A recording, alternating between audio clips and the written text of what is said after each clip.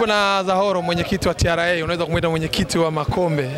Ukiwa leo amekuja kukabidhi makombe kwa kamishna mkuu wa TRA Tanzania baada ya kuwa mabingwa wa kombe la Shumita 2025. Chairman, kwema? Kwema, namshukuru Mungu. Nzuri. Salama kabisa. Makombe yanaendelea back to back mara 3 mtawaliwa. Namshukuru Mungu. Unajua mafanikio hayana shortcut. Mafanikio yanahitaji maandalizi, yanahitaji uwekezaji. Unapokuwa serious, unapokuwa committed kwenye uwekezaji na kwenye maandalizi, unless otherwise itokee kwamba Mungu hakukupangia riziki yako, lakini otherwise unategemea uwekezaji wako na seriousness yako, maandalizi yako yatalipa. Ndio hiki ambacho kinatokea kwa mamlaka ya mapato Tanzania. Tumewekeza, alhamdulillah, Mungu naye anajali, tunafanikiwa. Ilikuwa ni mashindano ya namna gani msimu tofauti na misimu miwili ambayo mmechukua utawaliwa? Huu msimu wa 3 ulikuwa ni mashindano namna gani? Mashindano kwa kweli yalikuwa ni mashindano magumu mno. Yalikuwa ni mashindano magumu na ni mashindano ambayo unajua kutokana na yale maelekezo ya viongozi wa serikali na viongozi wa nchi ambao wamekuwa wanaelekeza taasisi ziwe zinashiriki mashindano ya aina hii. Kwa hiyo mwitikio wa taasisi kwenye kushiriki mashindano haya umekuwa mkubwa. Kwa mfano kama mwaka huu awali kulikuwa na taasisi kama 91 ambazo zilikuwa zime confirm kushiriki, lakini baadaye kuna taasisi 2 ambazo zilijitoa. Kwa hiyo tulikuwa na jumla taasisi 89. Kwa hiyo unaweza kuona wingi wa taasisi na uchache wa siku ambazo mashindano yenyewe yanafanyika na namna gani ambavyo mnahitaji sasa kujipanga. Kwa hiyo ni mashindano ambayo yalikuwa yanahitaji kweli maandalizi, yanahitaji jitihada za hali ya juu. Lakini cha pili ni kwamba kama ambavyo mnatambua, sisi ni mabingwa miaka miwili iliyopita. Kwa mwaka huu sisi tulikuwa tunakwenda pale kwa ajili ya kutetea ubingwa wetu ili tuweze kuchukua kwa mara 3 mfululizo na tuweze kuclaim ile ownership ya kombe, kwa sababu kikanuni bingwa anapochukua ubingwa mara 3 mfululizo, kama ambavyo kwenye mpira ukipiga hat-trick, ule mpira ambao mnachezea unapokuwa ni wa kwako, na huku nje mnapokuwa mnachukua ubingwa zaidi ya mara 2 mara 3, manake lile kombe linakuwa ni la kwenu. Kwa sisi tulikuwa na lengo moja tu la kutetea, lakini unapokuwa juu, manake wale wa chini yako wote wanakuwa wana aim kukutoa wewe katika ile nafasi ambayo upo. Kwa hiyo timu zilijiandaa kwa nguvu, kwa jitihada na kila namna kuhakikisha hatuwezi kutetea ule ubingwa, lakini na sisi tunashukuru Mungu, tulilitambua hilo mapema, tukahakikisha hatufanyi kosa, tumemaliza, tumechukua kwa mara 3 mfululizo. Kamishna, hapa wewe kama mwenyekiti umepeleka maombi yenu na bahati nzuri yote ameyakubali, lakini moja ya stori kubwa ni uwanja wenu wa Kurasini. Kamishna amesema anatamani kuona ukichezewa ligi kuu. Kwa hiyo phase 2 kutawekwa viti pamoja na taa na facility nyingine. Furaha kubwa kiasi gani, na uwanja hauwasaidii peke yenu? Tumeona hadi vilabu vya ligi kuu including Young Africans national team wanafanya mazoezi pale. Furaha kubwa kiasi gani? Kwa kweli kwanza niseme tuna furaha isiyo kifani. Yaani unajua ni ndoto ambayo imekuwepo kwa muda mrefu. Wamepita viongozi wengi katika mamlaka na of course kila kiongozi ambaye alikuja amefanya kwa nafasi yake. Lakini kipekee niseme huyu bwana mkubwa ambaye tuko naye sasa hivi ni mtu mtendaji haswa, ni mtu ambaye hayuko tayari kushindwa kwenye lolote. Mmeona wonders ambazo anazifanya kwenye makusanyo.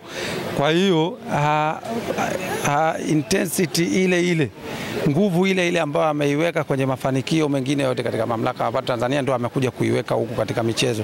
Kwa kweli binafsi mimi nilikuwa nafikiria wakati napeleka yale maombi, nilikuwa nafikiria kama ni kitu ambacho ninaenda tukujifurahisha pale, lakini mimi kutimiza wajibu wangu kama kiongozi wa wanamichezo kuhakikisha nafikisha yale mahitaji yao, lakini sikutarajia kile ambacho leo amekitamka. Kwa kweli kauli yake leo hii imetupa faraja na furaha mno kuona sasa ile ndoto yetu ya muda mrefu ya sisi kama mamlaka ya mapato Tanzania kuwa na uwanja wetu ambao ni fully fledged uwanja ambao una viwango, una specifications zote ambazo zinahitajika kwenye masuala ya michezo unakwenda kukamilika. Na kama ambavyo mmesikia, sisi awali tulikuwa mawazo yetu ni kwamba ule uwanja ungeweza tu bajeti yake ingeweza kuwa ndogo, tukaenda kuutumia tu kwa sisi kama watumishi, lakini mawazo na maono ya kamishna mkuu hayaishii pale ambapo sisi tumeona. Mawazo yake na maono yake ni kuhakikisha ule uwanja unakwenda kuboreshwa, kuhakikisha unakidhi vigezo na matakwa yote ya kuweza kutumika kwenye michezo mikubwa including michezo ya ligi kuu. Kama ambavyo mnatambua, kwa sasa sisi mamlaka ya mapato Tanzania tunayo timu, tunamiliki timu ambayo iko kwenye ligi kuu ya NBC Premier League ambayo ni TRA United.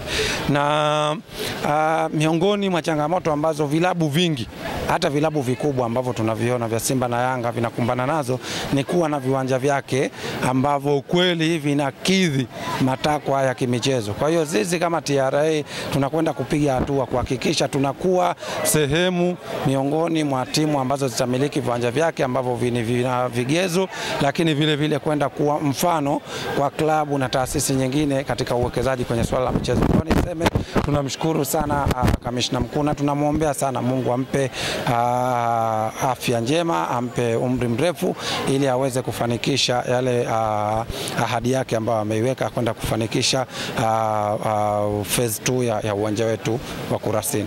Shukrani. Nashukuru sana. Mshukuru Mwenyezi Mungu mwingi wa rehema kuweza kutukutanisha asubuhi yetu ya leo hapa tukiwa hai na wazima. Lakini pia nichukue fursa hii kukushukuru kamishna mkuu, wewe binafsi pamoja na uongozi wote wa mamlaka ya mapato Tanzania kwa support kubwa ambayo mmekuwa mnatupatia wana michezo. Tunaelewa changamoto ya rasilimali, especially rasilimali fedha, lakini nyakati zote ambazo tumekuwa tunakuja kwenu kuomba support, kamishna mkuu, wewe pamoja na uongozi wako mmekuwa mstari wa mbele kuhakikisha wana michezo wanashiriki katika michezo mbalimbali ambayo wanaiwakilisha taasisi hii. Kamishna mkuu, zipo faida mbalimbali za mamlaka ya mapato Tanzania kushiriki kwenye michezo. Kwanza ni kutekeleza maelekezo ya viongozi mbalimbali wa kitaifa pamoja na serikali ambayo yamekuwa yanatolewa katika nyakati tofauti kuhakikisha taasisi za umma zinashiriki kwenye masuala ya michezo. Lakini pia ni kuendana na ilani ya chama tawala, Chama cha Mapinduzi, ambayo inasisitiza uwepo wa michezo kwenye masuala kwenye maeneo ya kazi. Kamishna mkuu, swala la pili ambalo ningependa kuongelea ni namna ambavyo michezo hii imekuwa inaiwezesha mamlaka ya mapato Tanzania kutangaza taswira pamoja na huduma, lakini pia kuweza kuisogeza karibu na wadau wake na vile vile kuchochea ulipaji kodi wa hiari. Na cha tatu ni michezo imekuwa inaisaidia mamlaka ya mapato Tanzania kupunguza gharama ambazo zingeweza kuingizwa kutokana na magonjwa nyemelezi ambayo sio ya kuambukiza, lakini pia kuwatengeneza watumishi ambao ni shupavu na ambao wanaweza kutekeleza majukumu yao kwa ufasaha. Kamishna mkuu, pamoja na mafanikio mengi ambayo timu iliyokuwepo mbele hapa imekuwa inapata kwa nyakati mbalimbali, zipo changamoto mbalimbali. Kwa haraka ningependa nizieleze ili utakapotusaidia kuzitatua ziweze kuongeza chachu ya mafanikio ya wanamichezo pamoja na michezo kwenye taasisi.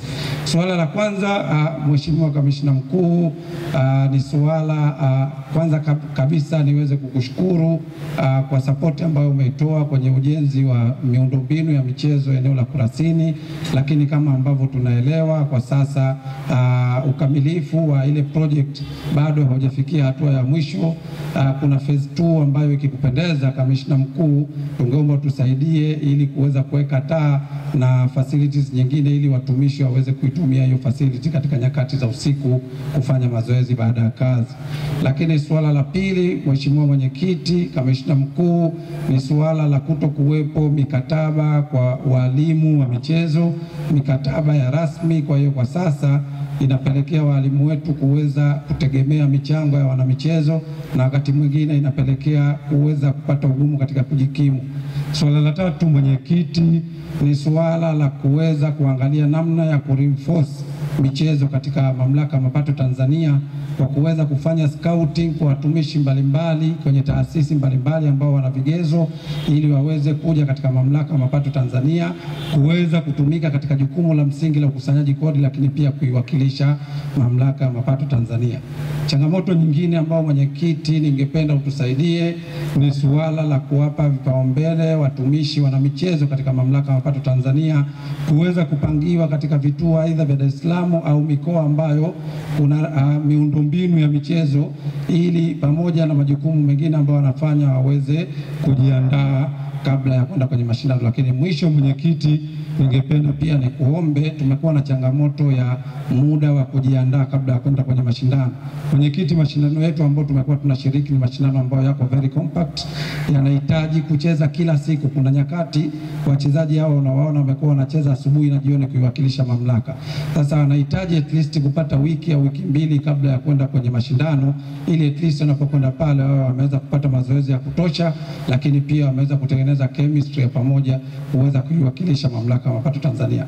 Mheshimiwa Mwenyekiti, Kamishna Mkuu, kutokana na swala la muda, nipende kukushukuru tena kwa mara nyingine kwa support ambayo umekuwa unatupatia, na viongozi pamoja na wanamichezo kwa ujumla. Tumeandaa zawadi kwa ajili yako, zawadi ndogo kwa ajili yako pamoja na management kwa ujumla, ili kuonesha appreciation yetu ambayo umekuwa unatufanyia support mbalimbali. Lakini kutokana na swala la muda, ningependa mwenyekiti nikukabidhi wewe, na zawadi nyingine za management tutazikabidhi kwa kadri ambavyo utaelekeza. Baada ya kusema hayo, mwenyekiti, naomba sasa kupokea maelekezo yako. Asante sana.